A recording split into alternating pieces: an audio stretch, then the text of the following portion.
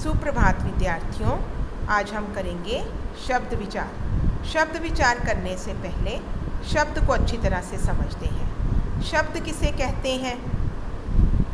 वर्णों का वह समूह जिसका कोई अर्थ हो उसे शब्द कहते हैं।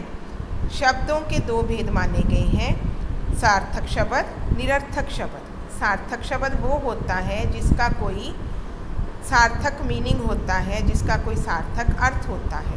लेकिन निरर्थक शब्द जिसका कोई अर्थ ना हो उसको निरर्थक शब्द कहते हैं। शब्दों का निम्नलिखित आधारों पर 4 भागों में भेद किया गया है।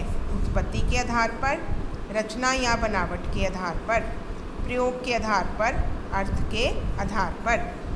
उत्पत्ति के आधार पर इसके 4 भाग हैं, तत्सम शब्द, तद्भव शब्द, देश शब्द और विदेशी शब्द। इसी प्रकार से